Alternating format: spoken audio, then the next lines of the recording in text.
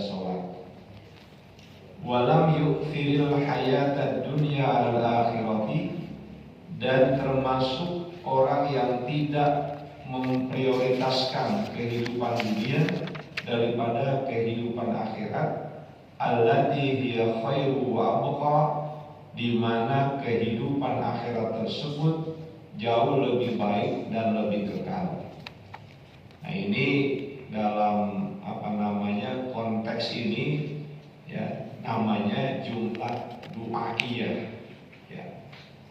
Ini biasa musannif pengarang kitab ini mengawali setiap bahasan yang baru dengan jumlah du'aiyah, yaitu kalimat-kalimat yang merupakan permohonan harapan ya terhadap apa yang nanti dibahas.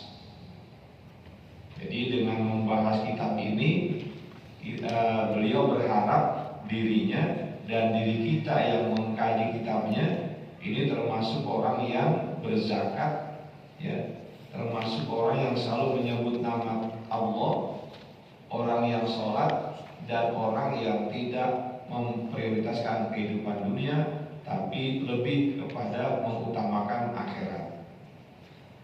Nah, kemudian baru wa'alami di mana? Ya, ketahuilah di mana? Anna zakata ahadu mabanil islamil khamsi. Sesungguhnya zakat itu adalah salah satu dari pilar-pilar Islam yang 5. Jadi seperti sudah kita pahami bersama bahwa Islam itu ya, terdiri dari 5 rukun, ya, 5 pilar, dan salah satu dari pilar tersebut adalah ibadah zakat. Berarti kalau kita tidak memenuhinya, padahal kita termasuk orang yang memenuhi syarat ya untuk membayar zakat, maka keislaman kita tidaklah sempurna. Wa qad jama'allahu bainaha wa bainas salati fi kitabihil azizi, dan sungguh Allah telah menggabungkan bainaha, di antara zakat, wa bainas salati, dan salat, fi kitabihil azizi, dalam kitabnya yang mulia yaitu Al-Qur'anul Karim. Jadi seringkali ya dua ibadah ini itu dirangkai ya, dirangkai salat zakat gitu. Ya. Jadi seperti dua sisi mata uang yang nggak bisa dipisahkan. Itu kan ada 3 ayat ya, ada 3 jenis ya, 3 jenis ayat yang berangkai ya, di antara ini ya, sholat dan zakat. Kemudian taat kepada Allah dan taat kepada orang tua. Di sana ada ayat apa? Atiullah, ini wa atiullah wa atiur rasul, apa itu? Rasul, Allah dan Rasul. Kemudian ada yang terkait dengan orang tua ya. Itu berbuat baik kepada Allah dan berbuat baik kepada orang tua.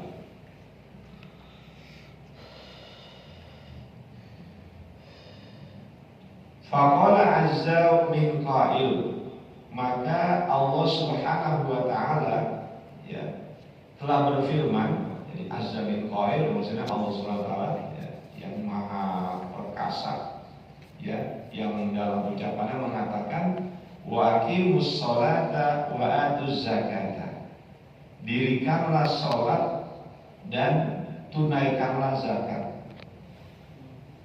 Wa ma tuqaddimu li anfusikum min khairin, dan apapun yang engkau lakukan untuk dirimu, min khairin ya, bayarnya apa yang dilakukan min khairin, yaitu ibadah baik atau kebaikan ya, ibadah yang apa? Ibadah kebaikan ya, tajidu indallahi, pasti. Jadi apa yang kita lakukan, apa yang kita kerjakan untuk diri kita dalam bentuk kebaikan, Innallaha bima ta'maluna basir. Sesungguhnya Allah ya Maha melihat dengan apa yang kamu kerjakan. Ya, ini sebenarnya tujuan musonif pengarang ya membawa ayat ini itu pada kalimat wa aqimus shalah wa atuz zakat, ditempatkan berangkai.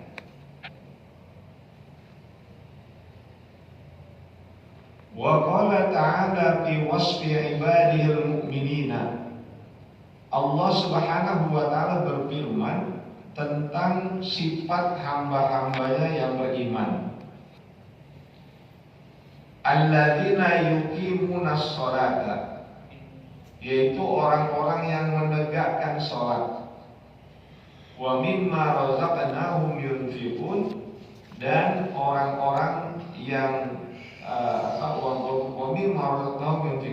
dan menginfakkan ya, mereka yang menginfakkan dari rezeki yang kami berikan.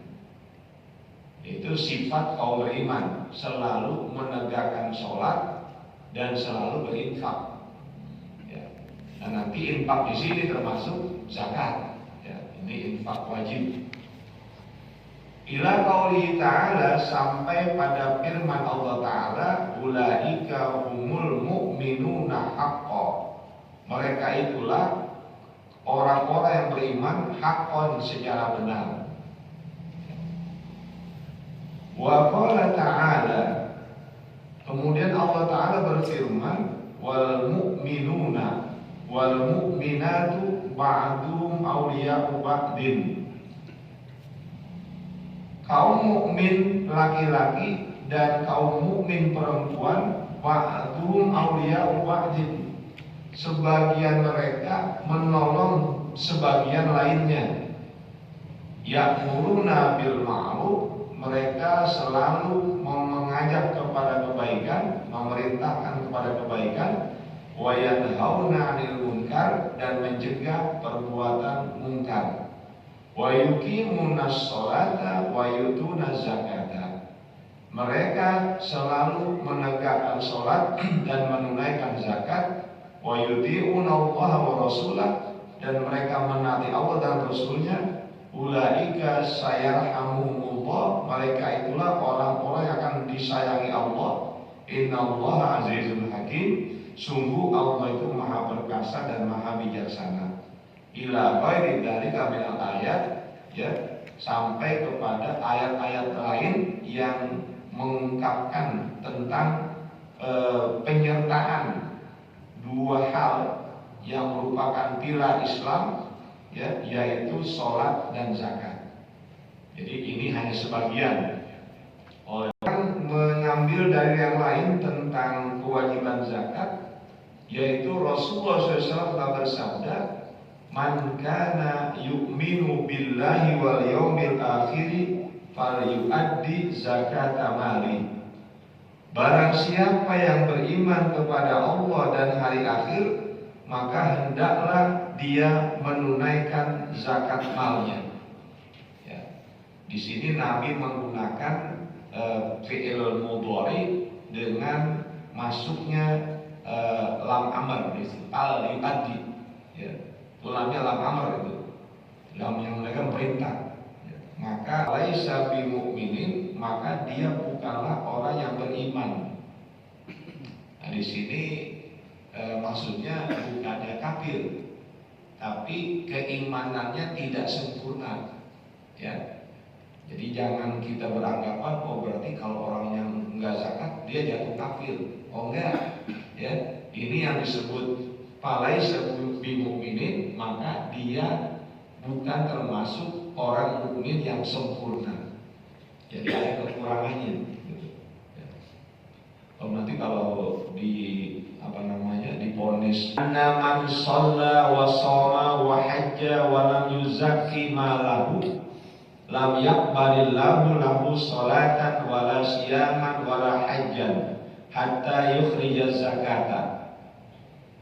Dan ketahuilah, sesungguhnya orang yang mendirikan sholat, berpuasa Ramadan, beribadah haji, tapi dia tidak menunaikan zakat hartanya, maka Allah tidak akan menerima sholatnya, juga puasanya, dan juga hajinya. Hatta yukhrija zakata, sehingga dia itu mau mengeluarkan zakatnya. La tajibu illa bimalin mahsusin. Sesungguhnya zakat itu tidak wajib kecuali pada harta tertentu. Jadi enggak semua harta yang kita miliki wajib dizakati. Cuma harta tertentu saja yang wajib untuk dizakati. Wa huwa nisabu. Nah, mana saja yang ketentuan yang khusus. Wa huwa nisabu min adz-dzahabi wal fiddati, yaitu ketika sudah mencapai satu nisab, ya, dari jenis emas dan perak. Kalau kita punya emas tapi nggak sampai nisabnya, ya nggak wajib zakat, gitu ya, nggak wajib zakat. Berapa nisab emas? Nah, umumnya itu disepakati 85 gram. Dan emasnya bukan emas perhiasan, artinya bukan emas yang dipakai. Kalau emas yang dipakai walaupun melebihi nisab nggak wajib zakat, gitu kan ya. Umpamanya istri kita punya perhiasan emas yang dipakai tuh, ada gelang, ada kalung. Kalau dijumlahkan ada 100 gram umpamanya, itu nggak kena zakat. Ya, yang kena zakat itu emas yang diinvestasikan. Kita beli emas nih, baik batangan ataupun jenis perhiasan. Memang kita niatkan untuk invest. Kapan-kapan kita butuh uang, kita jual saja. Nah itu kalau udah sampai nisabnya, termasuk udah kena zakat, mesti dibayar. Gimana kalau ini perhiasan ganti-gantian, ntar dipakai ganti lagi yang lain, ya karena banyak gitu ya. Itu juga nggak masuk, karena dia termasuk hiasan, ya hiasan yang dipakai, walaupun dipakainya bergilir gitu ya. Nah, nanti pakai kalung yang ini, ya udah bosan pakai lagi, ya uang banyak namanya, ya, uang banyak. Ya, kebetulan istrinya sosialita lagi, ya sehingga perlu penampilan gitu, ya. Maka dia pakai dia punya macam-macam perhiasan. Nah kalau memang dia dipakai ya untuk perhiasan ya nggak wajib. Itu namanya malul mahsus, ya, harta yang khusus saja, enggak semuanya. Wa amwal tijarati, ya, dan harta tijarah perdagangan. Kita punya usaha, gitu kan. Apa usaha kita? Barang kelontong umpamanya. Kita punya warung, buka warung kelontong. Nah, itu namanya tijarah, ya. Kalau kita hitung-hitung selama 1 tahun itu, gitu ya, ternyata sampai pada nisabnya, ya, sampai pada nisabnya sama ukurannya 85 gram emas 24 karat. Ya. Nah kalau kita hitung semua barang itu ada dengan uang yang ada pada diri kita, baik yang di bank ataupun yang kita pegang, disatukan ternyata sampai 1 nisab, ya wajib zakat, ya, dengan ketentuan harus 1 tahun dalam itu. Ya. Wal hububu wasimaru, jenis biji-bijian dan buah-buahan. Ya, ini pun enggak semua buah, hanya buah tertentu, ya, yang menjadi makanan pokok, gitu. Atau hub, ya, hub tertentu yang menjadi makanan pokok. Timah juga buah-buah tertentu, cuma apa aja? Cuma korma sama anggur, ya. Jadi kalau bapak-bapak punya perkebunan durian, gitu ya, tuh sekali panen, wah itu banyak benar, gitu kan? Panen durian, 1 butirnya umpamanya harganya bisa mencapai, enggak semuanya, ya, cuma apa aja? Unta, sapi, kambing, ya, kerbau termasuk, itu domba, itu aja, ya. punya peternakan ayam banyak bener, nggak wajib dizakati. Dan yang wajib juga itu qadrun maksusun, dengan ukuran tertentu, ya. Nggak semuanya, gitu ya, nggak semuanya. Tapi kewajibannya kalau udah mencapai ukuran tertentu. Berapa? Wa huwa rubu'ul usri minan naqdi wa tijarah, yaitu 2,5% dari jenis emas dan perak, atau naqd itu uang, ya, namanya uang, emas dan perak, buat tijarah dan perdagangan. Jadi 2,5%. Nah, itu makan kecil aja, ya, kagak gede-gede amat, ya. Dari harta yang kita miliki itu cuma 2,5%. Yang 97, ya, 97,5 itu punya kita, punya kita. Tapi yang 2,5% itu punya mereka yang berhak, ya, al-asnaf, ya, itu al-asnaf sama samanya 8 asnaf itu, ya. Ya, masa 2,5% kagak juga mau dikeluarin itu. Qadirin mu'natin, dan 1/10 dari jenis biji-bijian dan buah-buahan yang disiram tanpa biaya. Umpamanya di perkebunan itu kebunnya dekat sama sungai, gitu ya, dekat sama sungai, sehingga pengairannya ya dari sungai aja udah, ya.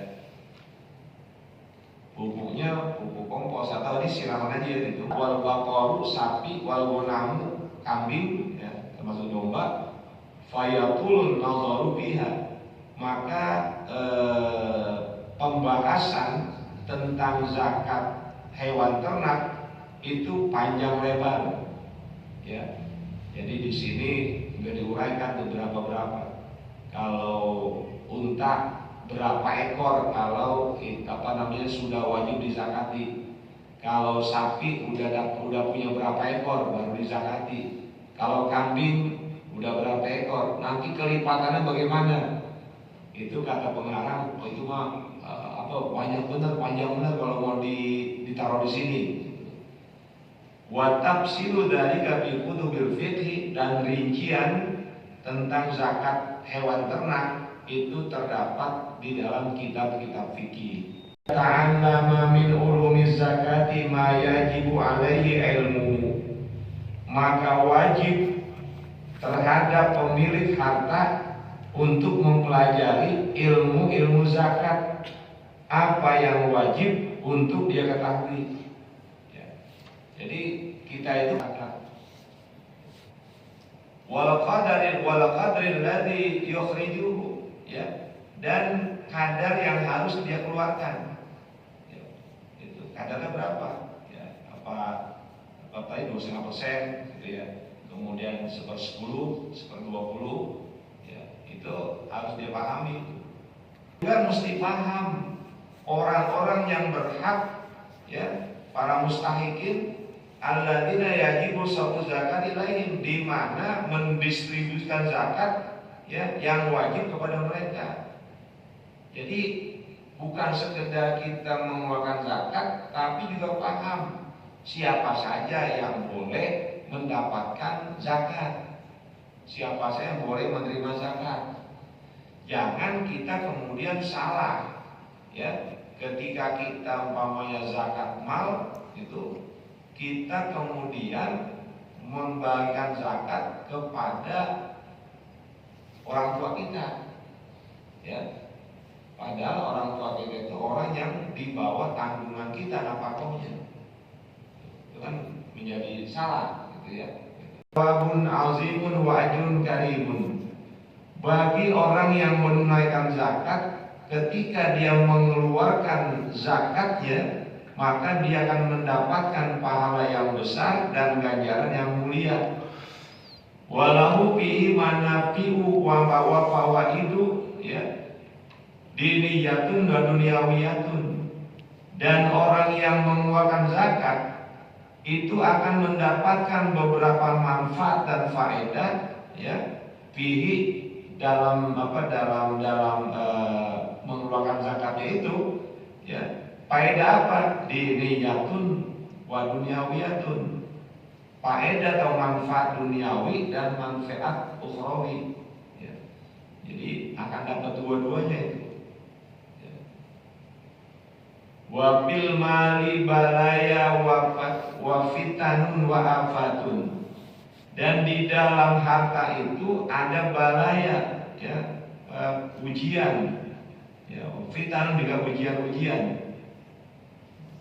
wa afatun dan bahaya-bahaya, yaslamu minhal muhafizu ala ikhraj zakati, di mana orang yang bisa menjaga ya, menjaga dari bahaya-bahaya tersebut itu akan selamat ala ikhraj zakat, dengan mengeluarkan zakat insyaallah taala ya itu. Jadi fitnah-fitnah ya, ujian-ujian dan bahaya-bahaya yang ada di dalam harta kita itu akan hilang ya, tidak akan menimpa kita kalau kita menunaikan zakat. Nanti kan ya banyak jawaban harta itu. Umpamanya orang memang dia nggak ngeluarin zakat dari harta malnya, dari malnya, bisa jadi itu ya, umpamanya anaknya kecelakaan gitu ya, tinggal butuh dana banyak. Yang lebih hebat lagi umpamanya Allah memberikan cobaan gitu ya, dalam bentuk umpamanya anaknya terlibat kasus-kasus yang merusak nama baik gitu. Itu ada. Apabila kau menunaikan zakat hartamu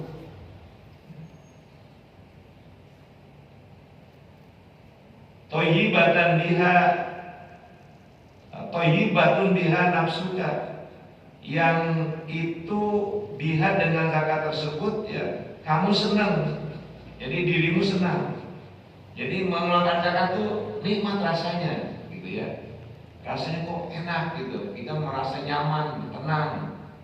Kata Nabi, kalau engkau menunaikan zakat dengan penuh kegembiraan gitu ya, faqad adhabta anka syarrahu, maka sungguh engkau telah menghilangkan syarrahu, keburukan harta tersebut, anka dari dirimu. Jadi keburukan yang ada dalam harta itu hilang karena dizakati hartanya, dibersihin. Makanya kan sebenarnya zakat itu memang harta kotor ya, maka mesti apa? Dibersihkan. Maka dulu ketika saya bicara dengan Habib ya, dan membinasakan bagi harta kita. Liqauli alaihi salatu wassalam, karena adanya sabda Rasulullah SAW, mahalaka malun fi bahrin wala barrin illa bihabsiz zakati.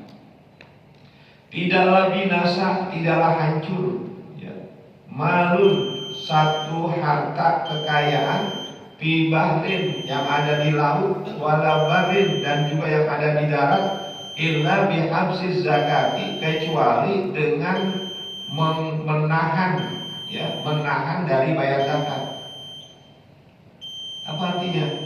Kalau kita tidak bayar zakat ya, maka harta kita terancam akan musnah. Jagalah hartamu ya dengan berzakat. Jadi sedekah dengan bersedekah. Karena dengan banyak